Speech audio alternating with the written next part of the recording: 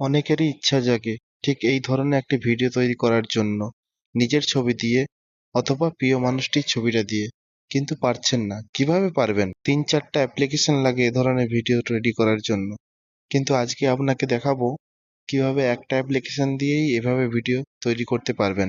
এই দেখেন, গাছের ডালটা নড়ছে, বৃষ্টি পড়ছে, ছবিটা 3D এফেক্ট হয়ে গেছে। আজকে কাজটা শিখে নিন। একটা অ্যাপ্লিকেশন দিয়ে দেখাবো কিভাবে এভাবে ছবি থেকে ভিডিও বানাতে হয়। যতগুলো এফেক্ট আপনার মনে চায় ততগুলো এফেক্ট ব্যবহার করতে পারবেন এ ধরনের ভিডিওতে। এ ধরনের ভিডিও তৈরি করে আপলোড করুন, ভিডিও ট্রেন্ডিং এ চলে যাবে, ফর ইউতে চলে যাবে। তো আসুন শিখে আসি। এ ধরনের ভিডিও তৈরি করার জন্য ছোট্ট একটি অ্যাপ্লিকেশন লাগবে। প্রথমে প্লে স্টোরে চলে আসবেন। প্লে স্টোরে এসে সার্চ করবেন ভি ইমেজ।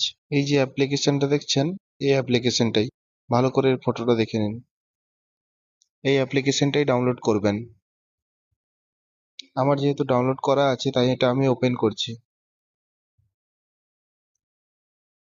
এটা ক্রস করে দেবেন, এখানে ইমেজে ক্লিক করবেন। আমি এই ইমেজটা সিলেক্ট করলাম।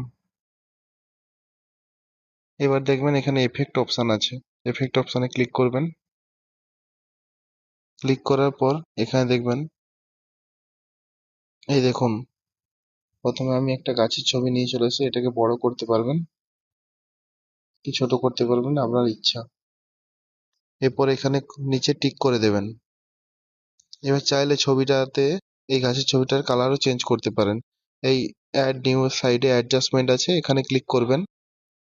ক্লিক করে দেখুন কালার সেটিং করা যায়। আমি কালারটাকে সবুজে রেখে দিচ্ছি, রেখে দিয়ে অ্যাপ্লাই করে দেবেন। এরপর আরো যদি এফেক্ট ক্লিক করতে চান তাহলে অ্যাড নাওতে ক্লিক করবেন। এই দেখুন, আমি এবার রেন এফেক্টটা লাগাবো।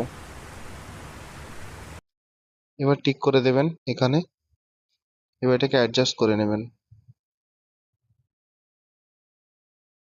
এরপর আবার যদি এফেক্ট আরো লাগাতে চান তাহলে অ্যাডে ক্লিক করবেন। ক্লিক করার পর এখানে দেখুন, যেই ইফেক্টটা আপনি লাগাতে চাইছেন সেইটাতেই লাগাতে পারবেন। এরপর ছবিটাতে 3D এফেক্ট দেওয়ার জন্য কি করতে হবে দেখে নিন। দেখেন, এখানে 3D অপশন আছে, 3D অপশনে ক্লিক করবেন। ছবিটা একটু স্ক্যান হবে, তারপরে আপনাদের পছন্দ মতো 3D এফেক্ট চলে আসবে। আপনি এখানে 3D এফেক্ট কি কি দেবেন চুজ করতে পারবেন।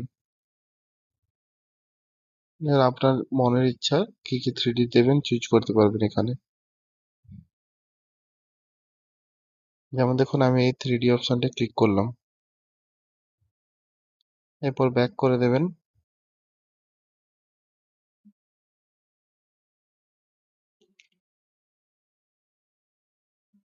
এবার এখানে এবার ভিডিওটা তৈরি হয়ে গেছে। এবার আপনি এক্সপোর্ট করে দেবেন এখানে। এবার আমি ভিডিওটা কিরকম রাখতে চাইছেন, যেরকম অরিজিনাল আছে সেরকমই 1:1, 9:16 শর্ট ভিডিওর জন্য। এবার 9:16 করে আপনি ভিডিওটা অ্যাডজাস্টমেন্ট করে এখানে এক্সপোর্ট করে দেবেন। দেখুন ভিডিওটা এক্সপোর্ট হয়ে গেছে। এবার সেভে ক্লিক করবেন, সেভ হয়ে যাবে। দেখবেন ভিডিওটা আপনার গ্যালারিতে এসে গেছে।